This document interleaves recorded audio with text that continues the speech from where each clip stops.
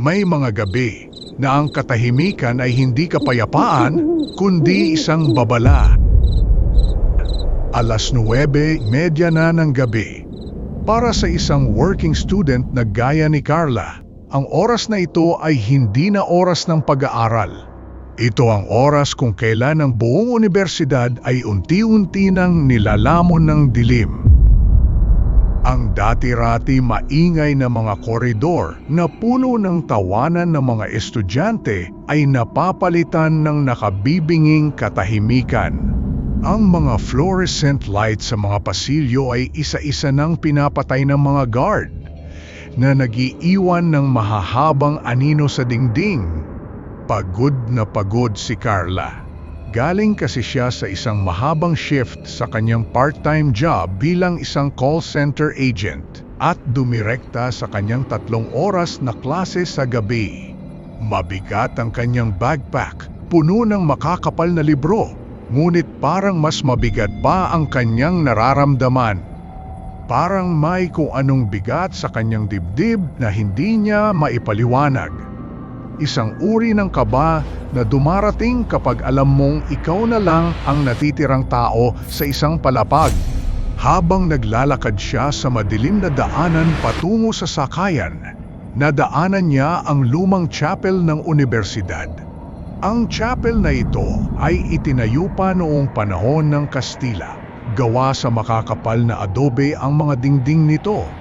At ang pintuan ay gawa sa mabigat at maitim na kahoy ng nara. Sa loob, walang kuryente tuwing gabi maliban sa isang maliit, pulang bombilya sa tapat ng altar, ang tinatawag na sanctuary lamp.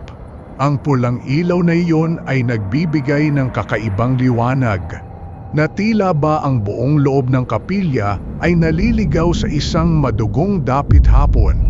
Nakaugalian na ni Carla na pumasok dito bago umuwi. Hindi dahil sa siya ay labis na banal, kundi dahil sa lugar na ito lang niya nahahanap ang sandaling walang nagtatanong sa kanya, wala ding nag-uutos. Isang sandali ng katahimikan kasama ang Diyos. Pagpasok ni Carla, sinalubong siya ng amoy ng lumang kandila, natutuyong bulaklak, at ang natatanging amoy ng alikabok na naiwan ng panahon. Umupo siya sa gitnang row ng mga bangkong kahoy. Lumuhod siya. Inilabas niya mula sa bulsa ng kanyang jacket ang isang kulay asul na rosaryo na ibinigay pa ng kanyang lola. Malamig ang mga butil, kasing lamig ng hangin sa loob ng kapilya. Sinimulan ni Carla ang pagdadasal. Sa simula, marahan lang ang kanyang boses. Isang bulong na sapat lang para marinig ng kanyang sariling mga tainga. Sa ngalan ng Ama at ng Anak at ng Espiritu Santo. Amen. Sumasampalataya ako sa Diyos Amang makapangyarihan sa lahat, na may gawa ng langit at lupa. Natapos niya ang sumasampalataya, ang Ama namin at ang unang dekada ng Aba Ginoong Maria. Payapa ang lahat. Ang tanging naririnig niya ay ang sarili niyang tinig na bumabalik sa kanya mula sa mataas na kisame ng chapel. Isang natural na echo. Ngunit sa pagpasok ng ikatlong misteryo, ang misteryo ng hapis, may nagbago. Si Carla ay nasa kalagitnaan ng pagdadasal. Aba Ginoong Maria, napupuno ka ng grasya, ang Panginoong Diyos ay sumasa iyo. Mula sa pinakahuling row ng kapilya, mga 10 metro sa likod ni Christine, kung saan ang dilim ay ganap at walang naaabot ng pulang ilaw, may isang boses na sumagot. Mahina, paos, parang bulong ng isang matandang babae na tuyo ang lalamunan. Bukod kang pinagpala sa babaeng lahat. Napatigil si Carla. Bahagyang kumunot ang kanyang noo.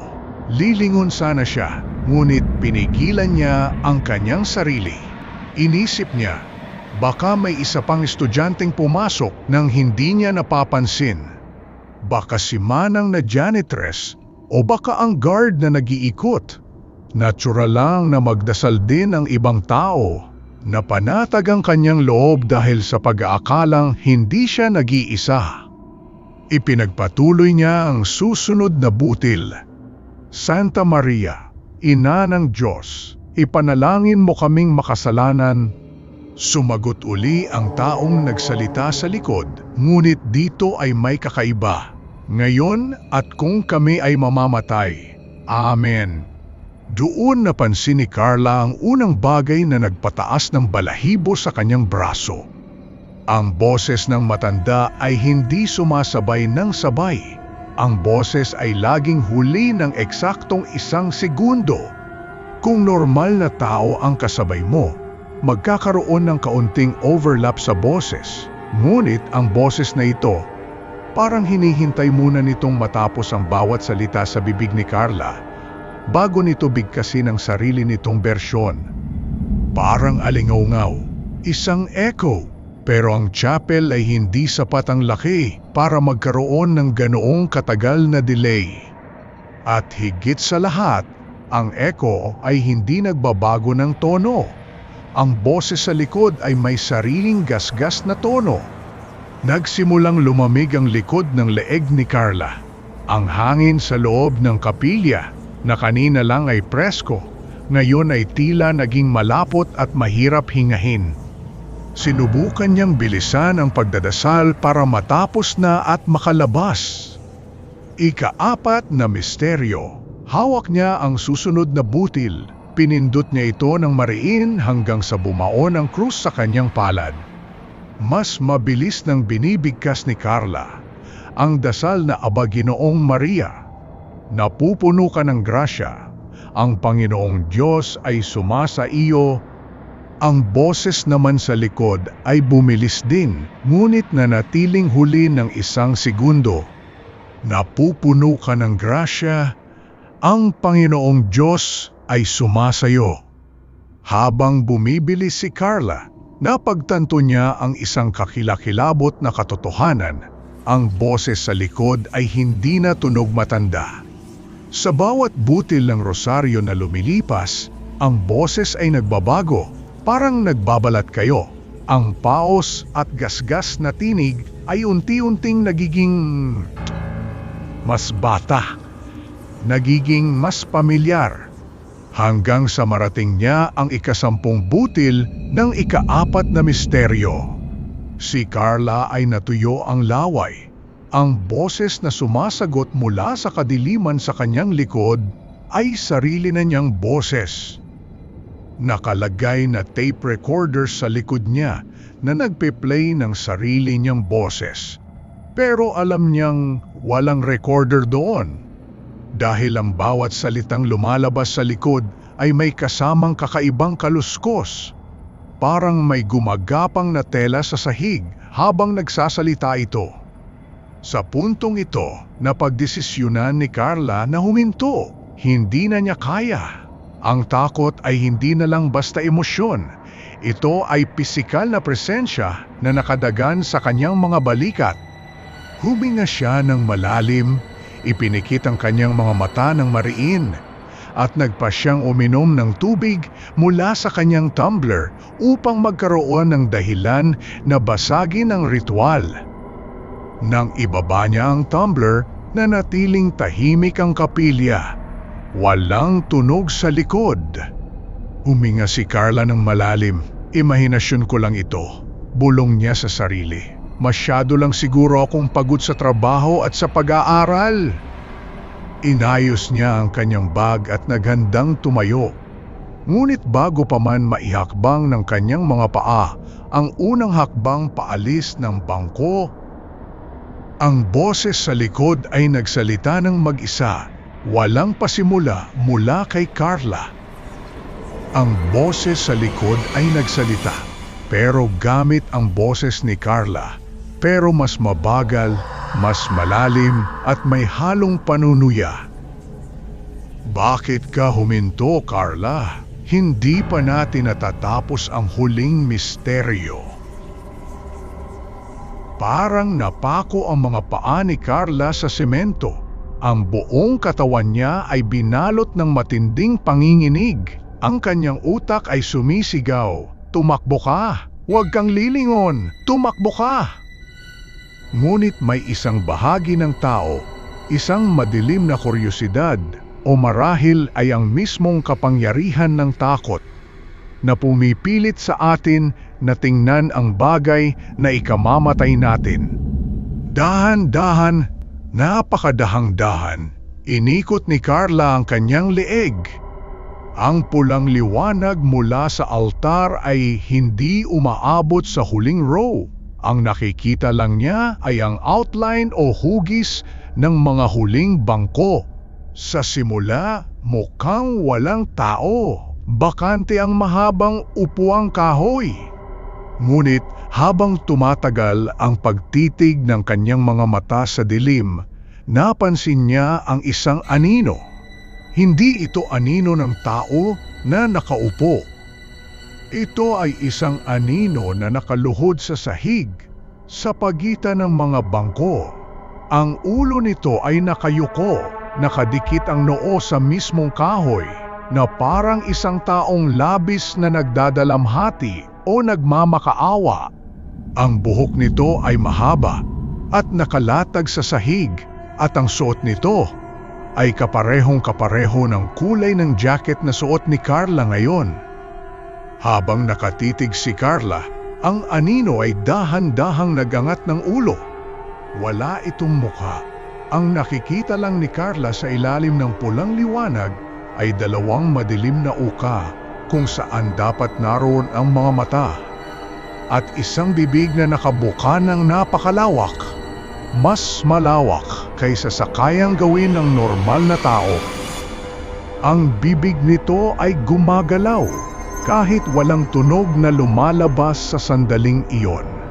Binubuo ng bibig nito ang mga salita ng Aba Ginoong Maria. Nang mapagtanto ni Carla na ang nilalang na iyon ay ginagaya siya hindi lang sa boses kundi sa buong pagkatao, ang huling natitirang tapang sa kanyang katawan ay tuluyang naglaho. Hindi na nalingon si Carla. Tumakbo siya ng walang lingon-lingon palabas ng chapel, dumaan sa gate ng universidad, at sumakay sa unang jeepney na huminto sa kanyang harapan. Kahit maraming tao sa loob ng jeep, hindi nawala ang panginginig ng kanyang mga kamay. Hawak-hawak pa rin niya ang kanyang kulay asul na rosaryo. Ngunit sa pagkakataong ito, hindi na niya ito maipasok sa kanyang bulsa. Pakiramdam niya, ang mga butil ay naging mainit, kasing init ng lagnat. Nakarating siya sa kanyang inuupahang kwarto ng ligtas. Nilak niya ang pinto gamit ang 3 magkakaibang trangka. Binuksan niya ang lahat ng ilaw. Ang ilaw sa kwarto, sa banyo, pati na ang maliit na ilaw sa kusina. Ayaw niya ng dilim at ayaw niya ng anino. Umupo si Carla sa gilid ng kanyang kama. Sinusubukang pakalmahin ang kanyang sarili. "Ligtas na ako," sabi niya sa kanyang isip. "Nasa kwarto ko na ako. Walang chapel, walang matanda, walang anino." Upang tuluyang maalis ang takot, nagpasya siyang magdasal ng isang huling panalangin bago matulog, isang maikling pasasalamat na nakauwi siya ng ligtas. Naupo siya, pinagdaop ang kanyang mga kamay, ipinikit ang kanyang mga mata, at bumulong. "Salamat po dahil ligtas akong nakauwi. Amen." Ang babaeng boses na nasa likod niya nang nasa simbahan, siya ay muling nagsalita ng pabulong. Ito ay napakalapit, parang nakadikit ang labi sa mismong tainga ni Carla. Gamit ang sariling boses ni Carla, "Dahil ligtas akong nakauwi. Amen." Doon nalaman ni Carla ang pinakamatinding katotohanan. Ang alingaw-ngaw ay hindi naiwan sa lumang chapel ng universidad. Hindi ito nakatira sa mga dingding na adobe o sa mga lumang bangko. Ang alingaw-ngaw ay sumama sa kanya dahil sa bawat salita ng dasal na binigkas niya kasabay ang nilalang, binigyan niya ito ng karapatang sumunod sa kanya. Kaya ikaw na nakikinig ngayon, kapag nagdadasal kang mag-isa sa gitna ng gabi, sa loob ng iyong madilim na kwarto, o habang naglalakad sa isang sepradong pasilyo, pakakinggan mong mabuti ang iyong sariling boses. Sigurado ka bang echo lang ang naririnig mo? O may isang bagay sa likod mo na naghihintay lang na matapos ang iyong salita para dugtungan ang iyong amen? Huwag mong ipagsawalang bahala ang iyong intuisyon. Ang ating utak at katawan ay may natural na kakayahang makaramdam ng panganib. Kung may bumubulong na sa iyong may mali, huwag mo nang piliting magpatuloy para lang makatapos. Matutong huminto at lumayo. At diyan nagtatapos ang ating unang kwento para sa gabing ito, mga giliw kong tagapakinig. Manatiling mag-ingat sa dilim at magandang gabi sa inyong lahat. Ako ang inyong lingkod at ito ang Takutan TV. Mga kwentong katatakutan, kababalaghan at misteryong magpapakaba sa bawat gabi. Maraming salamat sa inyong pakikinig.